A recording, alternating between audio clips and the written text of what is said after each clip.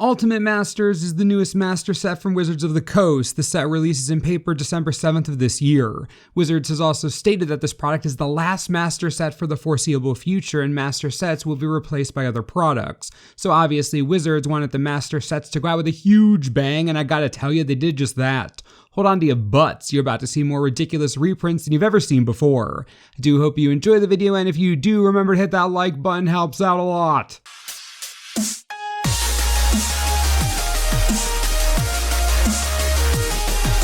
What's most special about this new set is that Wizards is bringing back masterpieces, but in a different way. In each sealed Ultimate Masters box, there will be one of these packs sitting on top. Inside of this pack is a single copy of a foil Ultimate Masters masterpiece. They're called box toppers, and they're extended art versions of cards in the set itself. For instance, Snapcaster Mage is in Ultimate Masters, see it here, pretty as always. But then when you open that little pack, you could get this version of Snapcaster Mage, the box topper version, the masterpiece version. These aren't in packs, they are only in those blue sealed packs that come with sealed boxes of Ultimate Masters. With that said, let's take a look at every single masterpiece in the set. Before we continue, packs of the set are $13 each, boxes are $335 each for 24 packs, and blister packs in Target and Walmart are $35 each, which is really weird. The blister packs being $35 each means that each pack out of them is $11, not $13, which I'm going to call the box topper tax, and it comes to around $50 per box, so basically you're spending an extra $50 to get a box topper than if you were to buy a box worth of packs from blister packs. Just something to think about. Going forward, we'll be using the $13 a pack price tag to evaluate the cards. Now, Emrakul the Aeon's Torn, Kozilek, Butcher of Truth, and Ulamog the Infinite Gyre are all in this set, and each of them is a masterpiece. This is actually great news. Considering the pack price of $13 each, Emrakul, Kozilek, and Ulamog are all about $30 right now. At first, I wanted Ulamog to be the Battle for Zendikar version, that was my gut reaction, but original Ulamog has been going up in price for a couple years, sitting around $30 right now, a bit above actually. And while these do take up mythic rare slots in the set, it could be worse.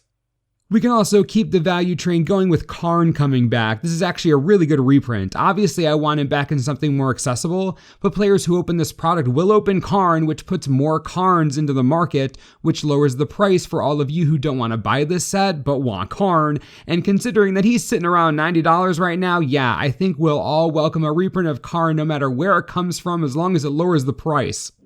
One of the most ingenious reprints in this set is definitely Demonic Tutor. That art is pretty sick and the card needed to be reprinted real bad, so bringing it back as a normal rare, kudos from me. Especially since the dang thing is $40, and that's if you want it from revised. This will be a solid reprint for tons of Eternal players, and the staple reprints don't stop there. Noble Hierarch is back with a sick extended border as a masterpiece, and only a normal rare in the set. That should help the $75 price tag. Considered one of the best planeswalkers of all time, Liliana of the Veil has been sitting around or above $100 a copy for a while now. And of course, the masterpiece version of this card won't lower the price, but the normal version that comes in Ultimate Masters will help a bit. Can't make it worse, that's for sure. And then Tarmogoyf is back, and oh my goodness, that art from Philip Berberon is absurd. I really like the extended art design with artwork like this, loud artwork. Tarmogoyf is $70, so this reprint is going to help smack that across the face again. Eventually, the stupid creature will be under $50, eventually. Thank goodness Engineered Explosives is back. I was going crazy waiting for it, and so is basically everyone else on the planet. At $85 right now, this reprint is a welcome one. It brings back the Modern Masters artwork, but stays as a normal rare in the set, which should help bring that price down, which again, should be the entire point of a product like this, which is why Cavern of Souls making it into the set is a huge payoff. Even with the printing in Modern Masters 2017, Cavern of Souls is $80 right now. It's a good mythic reprint. In addition to the staple masterpieces, there are also a number of these cards that are crazy beautiful. Remember how Therese Nielsen's new Force of Will became more expensive than her old one? Art does that. Bitter Blossom might be one of those cards. Obviously, original Bitter Blossom is beautiful, but for those who love pinks, purples, and nice blues, this new Bitter Blossom is perfect and gorgeous. It's really nuts. Wow. Then we have Goryeo's Vengeance. Did not expect this in the set at all, but Ultimate Masters is leaning a bit towards helping Modern out. The card is $45 right now, and I will gladly accept this new creepy as heck artwork over the original design that makes me want to vomit. Being a rare in the set should help temper the increased price. Reanimate's new artwork is sick. This is the kind of masterpiece promo I want. Look how dark it is. That's what I'm talking about. And it'll be foil too. I have high hopes for the foils in this set. They're going to be beautiful. Curved to 45 degrees, of course, but I'll love them. Anyways, Tasigur the Golden Fang is a masterpiece with new artwork, and at first I was confused. Why would Tasigur need to be in here? He isn't expensive, but then it hit me. This is a luxury product. Some of these cards aren't even meant to decrease price, just appease players who use them. Tasigur is incredibly popular despite his low price tag, so this is a nod to Eternal players and Commander players alike. Pale and creepy, just the way the Sultai like it. Through the Breach looks so insane. This is the chase masterpiece of the set for me. Emrakul is just going nuts. Reanimate had the style I wanted, something dark and ominous. But Through the Breach, my goodness, this artwork is outrageous and fits perfectly in an extended art card. What an overpowering visual. I'm a huge fan, and that isn't even taking into consideration the card costs $40 right now. And I didn't think I could get more excited than boom, Eternal Witness.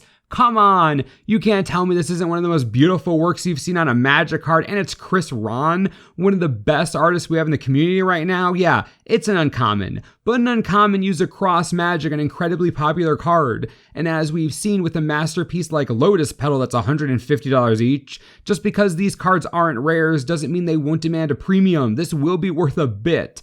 Oh, and speaking of worth a bit, Life from the Loam is back with new artwork, and wow, is that a strong visual. It's going to be phenomenal in foil. The card is $25 right now, so still worth above the $13 pack price. Even if you open a normal one, it's a win-win all around. There's more new artwork on cards that are worth more than $13 each. Fulminator Mage. New art from Lucas Graciano is stellar. Look at this piece. That is strong stuff. Like I've said before, this type of artwork works really well with these extended borders. The art pops right off the card. And good news, the normal version of the Mage is going to be around $15. So at worst, you open this and make your money back. Then Platinum Empyrion looks like the Iron Giant got really swole. I can imagine most players won't be happy opening this card in any of their packs, but at least the artwork is nice. The card is around $14 right now, so it's barely breaking even, but again, lots of feel-bads when this is opened as a Mythic in the set. Ancient Tomb looks so good. The extended artwork blends in a bit with the text box border, so it looks more extended than some of the other cards. Ancient Tomb is around $35 right now, so opening the rare version in a pack is going to do really well for you financially. And with that new artwork, players are definitely going to want these. I want them, but not as much as I want the new Dark Depths, all the Nutter Butters Batman. That card looks dope. Dark Depths has always been one of my favorite cards ever, but with this new artwork, you can see Merit Lage just hanging out, ready to destroy everything in the world. The artwork is bright, it'll look great in foil, and the card is around $40 right now, so opening this Mythic Rare is going to be a success, and no way to feel bad about this. There's also no way to feel bad about the last piece of new artwork in the masterpiece's Urborg Tomb of Yawgmoth. This isn't exceptionally expensive at around $25 each, but it is a normal rare in the set, so that price is perfectly fine, and the masterpiece is looking nice. Lots of purples and bright white in the background, and you can see an actual altar in the picture in addition to the swamp. That works for me. There are still 18 masterpieces to talk about. Temporal Manipulation is back in this set as a Mythic Rare and a masterpiece. Totally fine with this being a Mythic Rare. The friggin' thing says take an extra turn after this one. Trust me, you want it to be a Mythic. Plus it's $65, so that's some sick value you're gonna open. Mikaeus the Unhallowed being back isn't a huge deal to most constructed players, but for Commander? Oh boy, tons of you must be freaking out right now. The Mythic Zombie Cleric has been around $30 for some time thanks to its wide popularity in Commander, but with this reprint that price should drop at least a little bit. Only ever printed in a small set as a Mythic Rare, any increase in supply is good. Say hello to Balefire Dragon, the absolute worst decision anyone has ever made involving a Mythic Rare and a masterpiece. What in the world is this card doing in this set? You can get copies of this for under $10 right now on TCG Player, and it's taking a Mythic and masterpiece slot. Imagine you buy a box of this, open it, open your box topper, and get Balefire Dragon. Just crushed. At least you get some value with Vengevine as a masterpiece, but not much better. It is around $20 right now, but dropping like a brick despite never getting a reprint in a normal expansion set. At least it looks cool as a masterpiece, and let's be real, anything is better than that dragon. Ganic Teague is in the set as a rare, and the expected value of each box just shot through the roof. At a whopping $50 each, Teague coming back as a normal rare is a godsend for the set's value. Opening this card will reward you with plenty of dollar bills, a bunch of trade value, or simply a good card that's used in both constructed and commander play. Leovold is still around, seeing play in Legacy a bunch, and while his price used to be something to fear, he has dropped considerably since being banned in commander. A cool card, but a bit of a dud if you open it as your masterpiece. Oh, and speaking of duds, Lord of Extinction, for some reason, is in this set as a masterpiece and a mythic rare. This is like Balefire Dragon all over again. Don't get me wrong, I actually like the card. I like the extended art box with the Lord's artwork, but I mean, it's a Lord of Extinction. Could have been a rare, not a mythic. This is just brutal. Maelstrom Pulse isn't all that exciting or expensive, but it's played in various formats and players love it. This is one of the more middle-of-the-road masterpieces. It isn't the best to put in a set like this, but I suppose it isn't the worst. Of course, they should probably stop making promos of this card before it becomes worthless. The Invocation, Grand Prix promo, Magic Online promo, Pulse gets around. Sigarda, a Host of Herons, is next. I've mentioned this card in videos before because it has never had a reprint, but I didn't mean it should be printed in a set like this as a mythic rare, taking up a masterpiece slot when the card is only $12. Another feel-bad mythic rare and masterpiece for sure, but it's a shame because Sigarda is quite strong and played in commander. On a totally separate note, is it weird that I'm okay with Kitchen Finks as a masterpiece? I know that it's an uncommon, and it's an uncommon in this set as well, and I know that it's only $6, but the card's crazy popular because it's so good. One of the better anti-mono red cards out there. Finks has seen play for years and years, and that'll never stop. If they're going to print uncommons as masterpieces, I'm okay with Finks being one of them. First time Mana Vault has ever been in foil, and since normal versions are around $30 and the Invocation version is $230, you can bet your sweet patootie this thing is going to be hundreds of dollars. Sick reprint, huge fan of this, really want to open one. Which is a perfect segue to our next card, Karakas. Recently printed in Eternal Masters, Karakas is still over $80 each. That's crazy, that's so high. And sure, it's still a mythic in this set, but I love that masterpiece version, and both versions will be very expensive on release, guaranteeing you even more of a return for your investment. The last masterpiece is a land cycle, as expected. The Worldwake Man lands, all of them rare, all of them masterpieces. Celestial Colonnade, Creeping Tar Pit, Lava Claw, Reaches, Raging Ravine, and Stirring Wildwood. So we hear all the time how players want Manlands reprinted, but they don't. They want Celestial Colonnade reprinted because it's $40. Tar Pit is barely above $15. Reaches is literally $1, Raging Ravine is down to $10, and Stirring Wildwoods is 50 cents. It's 50 cents! Why not print fetch lands in this, or shock lands again, or filter lands? Basically any land cycle where each land is worth something. This is arguably worse than Balefire Dragon. Opening a masterpiece Stirring Wildwood, that's gonna be rough.